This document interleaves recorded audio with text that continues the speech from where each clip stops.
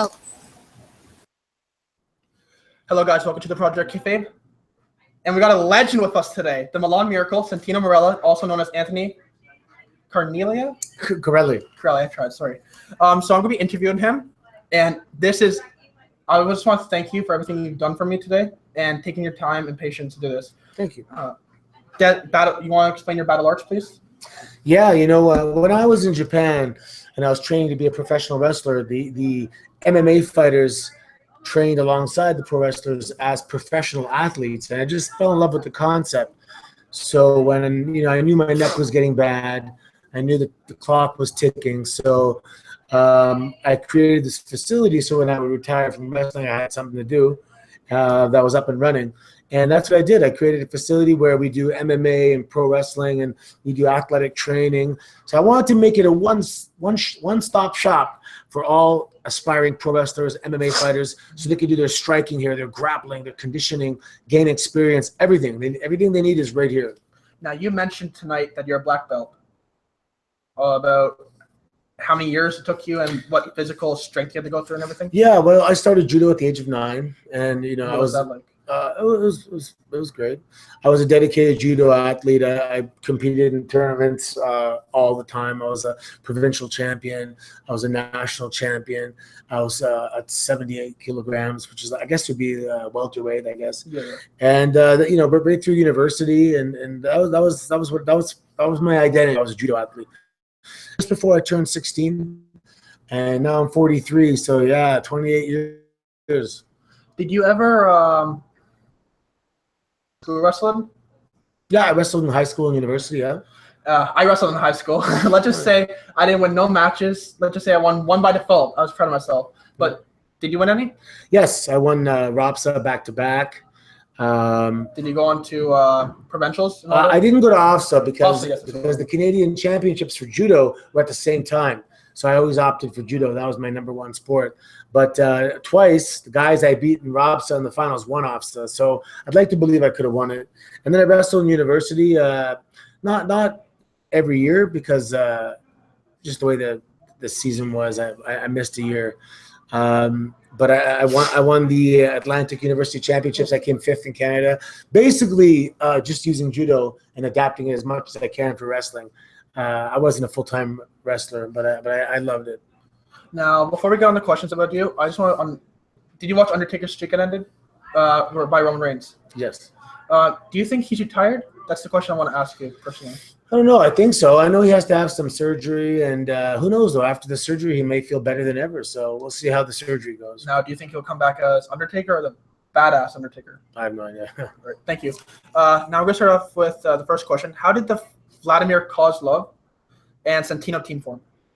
Well, Vladimir and I were friends at OVW, Ohio Valley Wrestling. That was like an NXT. Yeah, it was the developmental territory at the time. And we just got along. Growing up doing judo and wrestling, I have a lot of Russian friends, Ukrainian, Polish. You meet – they're international sports.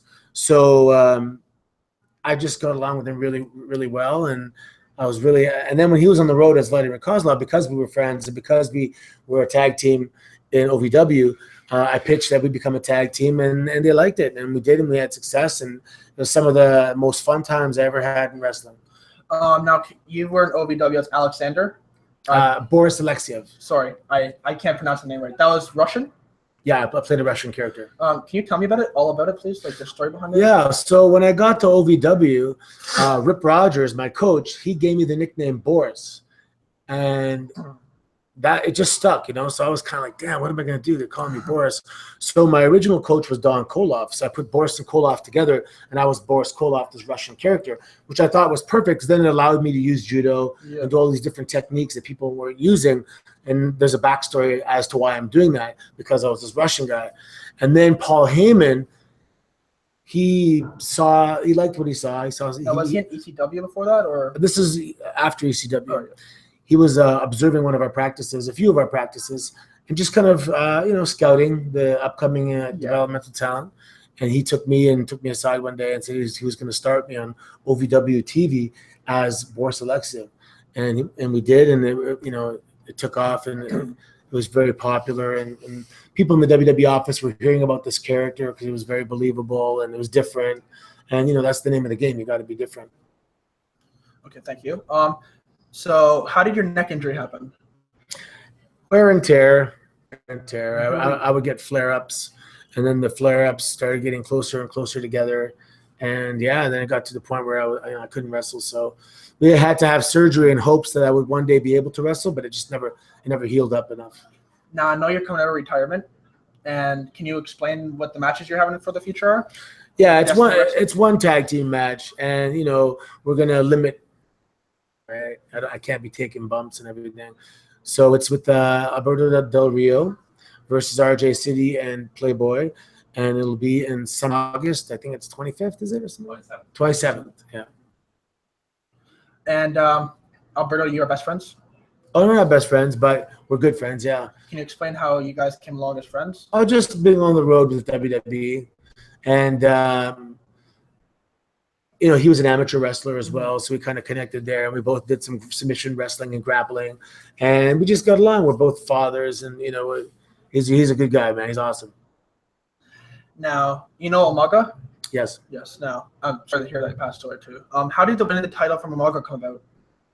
It was a storyline from Vince. He came up with the storyline, and my background is Italian, so he had this idea for an Italian character to debut, and I convinced them that I was speak enough Italian to play the role, and that was it, really. They flew me to Milan, and Santino was born. Can you show us your Cobra Strike? The Cobra, yeah. You have to bend the wrist here, then the elbow, and then you got to turn it, and then you fire like a Cobra. Now, can you tell us the story behind the Cobra Strike finisher? It was pretty. It's not really an interesting story. Well, I was in a bar in Japan, and this guy just showed me this thing where he turns his arm into the puppet thing, and that was it. A random guy, or I was a friend of ours in Japan, and that was it. I forgot about it for several years, and then one day when I was in the WWE, I said, "Oh, I'm going to try something," and I did it on a live event, and people laughed immediately. So I said, "Okay, we got a winner here." So I just stuck with it, and it took off. Now, I know you're trained by Rip Rogers and all them, but can you go back to who you're trained by with everyone else though throughout the whole history? What do you mean? Like wrestling coaches and all that in WWE? Yeah, well, my first coach was Don Koloff. Yeah. Then I went to OVW. No, sorry. Then I went to Japan, and I trained with Yuki Ishikawa. And what company was that? That was from Battle Arts, the original Battle Arts in Japan. Yeah. And then I went to OVW and met Rip Rogers, and I had Al Snow. And then once you go on the road, you have, access to incredible amounts of information. All the producers that are there, Dean Malenko, Arn Anderson, Mike Rotunda, Fit Finley, the list goes on and on. The Armstrongs. It's a deep pool of knowledge up there. When did you start wrestling? Like what year? I had my first match in 1999. It was the same day that Owen Hart passed away, but I wasn't trained at that point. So then a couple of years went by. Then I started training in 2002, and I had my first match in 2003. So I started late. I was 29 when I had my first singles match. And 29, and who was against? I was against Rico Montana. I've heard that name before. Where? He's an Ontario wrestler. Okay, yeah. How did you feel about it? How do you feel about the WWE product? Well, because what you see on TV is not really a true indication of the product. If you go to a live event, you're gonna see some really good wrestling. Just like tonight with Destiny or something. Yeah, TV is tough because you got to hit your time cues and you're being rushed a little bit. But these stories that we're telling in the ring, they need time to develop, and sometimes it's difficult for TV to develop the story. Plus,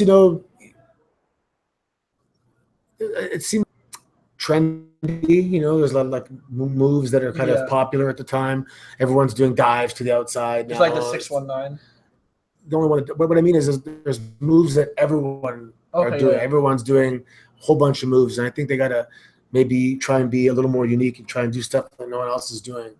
And if you had that chance, would you say that type of moves that people should do, like different types of moves, would you say? Just different strikes, and like try not to lock up like everybody else, try not to do a headlock and a tackle like everybody else, There's something I call the 80-20 rule, where 80% of all matches are one of the moves.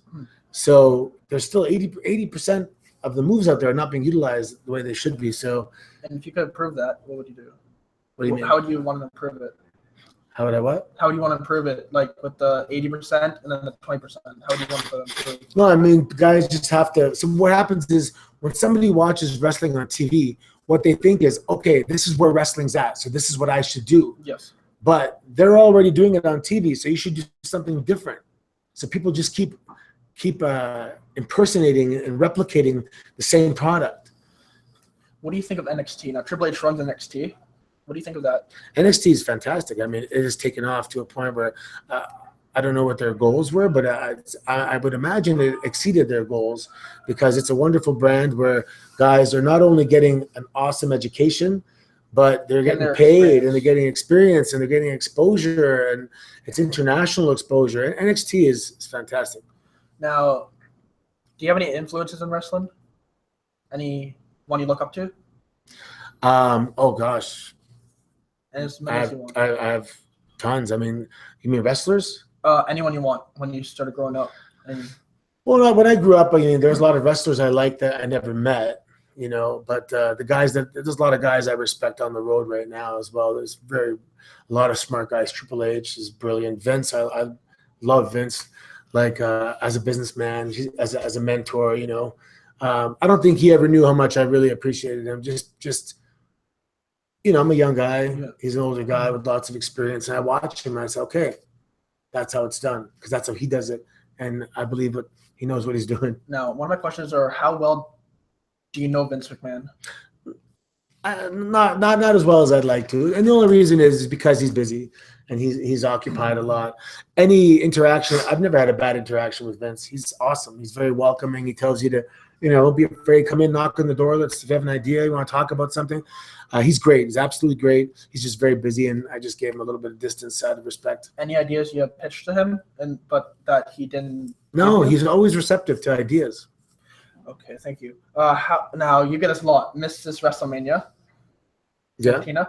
How did the Santino gimmick come about? You probably get asked it a lot. Well, it was a gender. What do you call it? Like I was trying to prove that men are better athletes than women in a comedic way. I was being a male chauvinist. Yes. And so I was going to dress up as a woman, sneak into the women's battle royal, and then when I won, prove that men are better athletes. But you know, it was so popular that we stretched it out for a few months, and people remember it a lot. So it must have been done well. I must say, that was the funniest moment I ever had on TV with you, and I was laughing. I remember sitting there when I was a little kid. I would sit there in front of the TV with my dad. I'd be like, "Dad, that's Santino, that's Santino, that's Santino," and I'm like, "Oh." No way. And I was so excited, and it was just the greatest thing I could ever ask for. I loved it, and now I'm here with you. How do you feel about doing it? Well, you know, there's a lot of people that the women, they're kind of like, oh, geez, you know, they're there's no coming back from that, and that's why a lot of people were worried. But you know what? My philosophy is if you're given lemons, you make lemonade. So I think I made some good lemonade. Who influenced this? Now, you did Santino Marella. Now, there's a moment you have with the great Khali and with that flute. Can you tell us how that was pitched and everything? So one of the writers came up with that, and they just told us what we're doing that day, and we just, you know, figured out the life. But that wasn't my idea. That was somebody else's. Did you love it? It was fun. It was very, you know, for somebody that believes in realistic wrestling and submissions and all that kind of stuff and authentic grappling. It was pretty far out there, but it, you know, it's pretty funny. Who influenced the Santino gimmick? Actually, growing up in Mississauga, all my friends, all their parents were immigrants, so they all had funny accents, or they had expressions, or they, you know, they would butcher their language. So it was really a compilation of just my life in Mississauga, growing up and having my uncle who spoke, you know, he was very funny and he used funny terms and expressions. So it was definitely a mishmash of just different life experiences. Now, I know you've influenced tons of people throughout your battle. This question. Now that you're done with WWE, what have you done with your career since then? Now, can you just explain what you've done? Yeah, so I mean, I'm here at Battle Arts full time. I work for Sportsnet. I go do a TV show there once a week, and I'm pitching another show. I want to have my own talk show across Canada. Oh, it's just a talk show interviewing amateur athletes to put the spotlight on, Olympic hopefuls, Olympic champions, and just Canadian amateur athletes. And we'll like do it the Winter Olympics? any Olympics, yeah. And we will do it in a funny talk show banner with a pretend audience, but the sound effects and stuff like that. That's what I'm hoping. So now that the hockey playoffs, the basketball playoffs are done, I'm going to go back and repitch it and push it. And is there anything you could, if you could actually ask that question after, was there any backstage talk of a world title run for your character? If so, why did this never come to? No, there was never any talk about it. I mean, I created this a scenario in my mind that it would work, but no, there was nothing formal discussed. You had tons of great characters and funny moments in your career. Like can you give us a moment? Like, do you know how Archer did Little Jimmy moment? Can you just tell us a little bit more about that? Like, even with Mick Foley in the ring at Royal Rumble. Yeah, I had a lot of good moments. The Royal Rumble with Mick Foley, the Royal Rumble where I was eliminated in 1 second, the Royal Rumble where I was I was the last guy to be eliminated by Del Rio, the Elimination Chamber, Santina. When you look back, like for example, 50 shows a year, just say, times 8-9 years consistently on the road, that's over 400 shows. That's just Raw. Then there's some SmackDown shows. So I potentially did about 600 episodes. So there's so many. I see stuff on YouTube that I don't even remember sometimes because I never watched it back, or you did it and then you're off to the next town and you never have a chance to watch it. Yeah. Or not only did I forget it, I never saw it from the camera's point of view. Okay. Now, do you know how Kane eliminated you? Yeah. Now, how did you feel about that? Before we get to the question, how did you feel about that? Oh, it was fine. I knew it was going to be quick, so I decided to try and break the record, which we did. So it was where did the idea come from for the shortest Royal Rumble come from?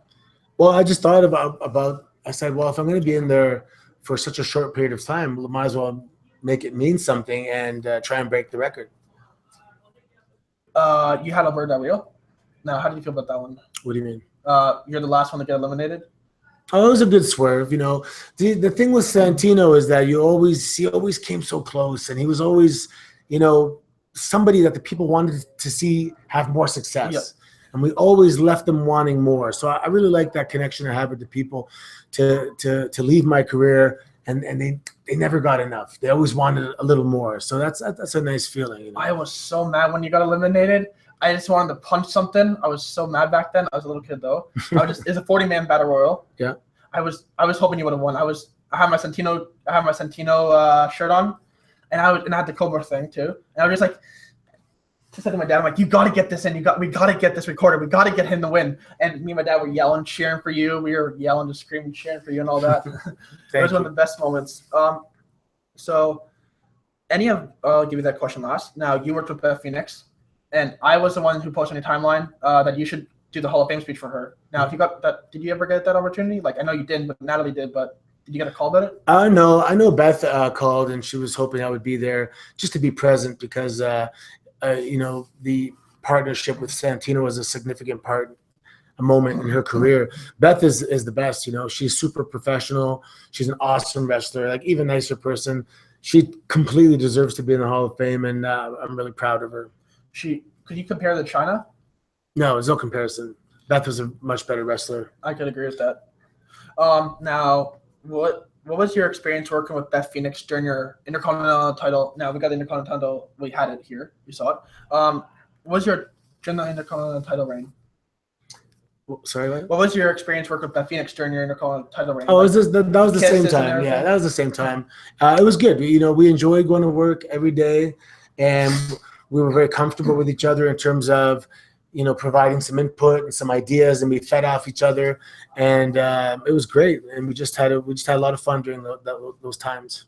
Now, let's just say you weren't in WWE, you were never in OVW. If you had a gimmick you would use, your own gimmick you could choose from, on the independent scene, what would that be? I don't know. I never thought about that. If you could choose one, like if you could choose a gimmick from WWE or anything, what would that be? Would you use it on the gimmick? I have no idea. I'd have to give it thought. I like being Boris. Boris was fun, I could do anything, you know. You have to be able to be given a role, and this is the thing. So you might have a character here, but you go to this company, and the owner of the company says, "I have this idea for you. Can you do this?" Yeah, sure, I can do anything you want.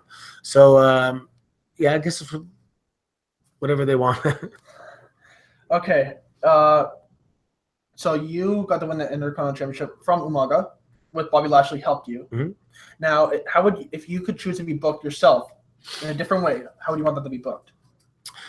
Well, of course, I mean, when I trained, I wanted to be, you know, a badass wrestler, like, you know, Dynamite Kid, more Dean Malenko, Chris Benoit, tough, you know, because I'm short. So, but you know what? There was a job for the comedic character, and you want to stay there as long as you can because it's a wonderful experience. You gotta make a name for yourself. Yeah, no, I mean, you want to hold on to your job, right? So if that's the job they had, you know, let's say you wanted to go to apply for a job and you had one in mind. They said, well, we're not hiring for that, but we have this job. And you're like, I'll take it. I need a job.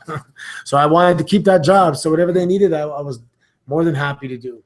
Now, what were your favorite matches throughout your whole career? I mean, there were so many. I had some really fun tag matches. Me and Brodus Clay versus, you know, Epico and Primo. Those were always very fun. I had wonderful matches with Jack Swagger. Those two matches stand out a lot. Okay, so if you're in WWE now, nothing happened to you. Let's just say the neck injury never happened. How would you like that? What do you think you'd be at right now? I don't know. Who knows? I always thought there would be a miracle moment where I finally won the heavyweight championship. So I'd like to believe that would have occurred if I didn't get hurt, but you never know. How did it feel to have the opportunity? Now, you had Daniel Bryan versus you in the Elimination Chamber, but with other people, but you came down the second. You're the very last person with Daniel Bryan. And everybody was cheering for you. Mm-hmm. I remember that moment because I was actually not there, but physically felt like I was there. Now, how did the opportunity for the World Championship inside the Elimination Chamber feel? It was good. So Randy Orton got hurt, and Santino was pretty hot at the time.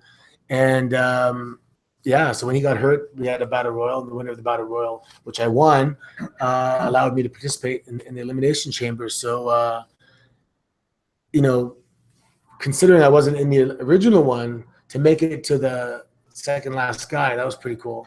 Can you tell your side of the altercation with Jimmy Cornette and have you and Jimmy recounseled since then? No, I never met him before, and I've never met him after. The only time I ever met him was that time, and I was in the audience with my daughter, and the Boogeyman debut wasn't going well. There was makeup, so he was frustrated, you know. And then I thought Boogeyman was going to scare my daughter, so I started smiling, thinking this is going to be funny. He's going to scare my daughter. And Jim Cornette thought I was laughing at the Boogeyman.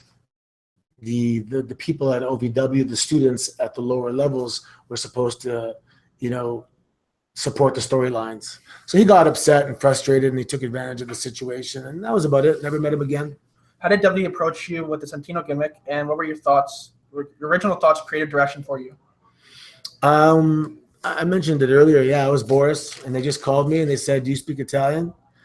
And yeah, the answer is yes. You know, so yeah, it was just a phone call. Now, before we close up, the last question I got for you is, let's see. Where is it? I'm sorry about this, sir. Any advice for the up and coming wrestlers how to make it big in the WWE? Yeah, you know, if you were trying to become a musician, you would learn other people's songs, but when it comes time to be your own musician, you're not going to play those songs. So what's happening today is everyone's playing other people's songs. They're wrestling like other people. So just try to be original. Guys, for tuning in to Project Kayfabe. It was nice having you, Santino. Oh, thank you. And honestly, I hope to have you again. Thanks, man.